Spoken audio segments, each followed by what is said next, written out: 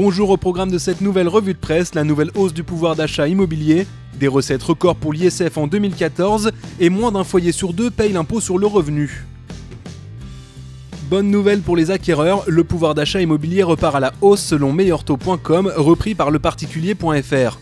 Avec des taux d'emprunt toujours plus bas et des prix en léger recul, les ménages peuvent acheter plus grand en mai 2015. Il est désormais possible de s'offrir 1 mètre carré de plus pour un prêt d'environ 200 000 € par rapport au mois d'avril. Pour autant, et comme le précise toutsurlimmobilier.fr, les disparités sont très importantes selon les villes de France.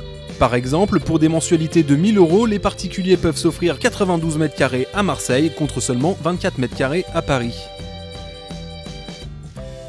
Nouveau record pour l'impôt de solidarité sur la fortune, comme le rapporte boursier.com, les recettes de l'ISF ont progressé de 18% en 2014 pour atteindre 5,2 milliards d'euros selon un rapport de la Direction générale des finances publiques.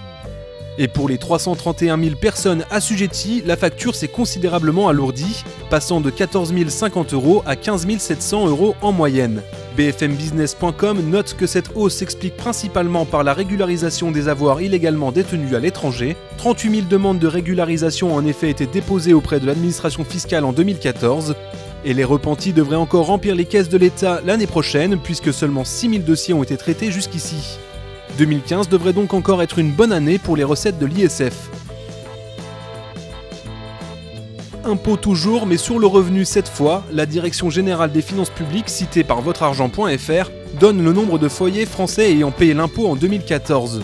Résultat, l'année dernière, sur 37,1 millions de foyers fiscaux en France, seuls 17,6 millions ont payé l'IR, soit un taux de 47,5%.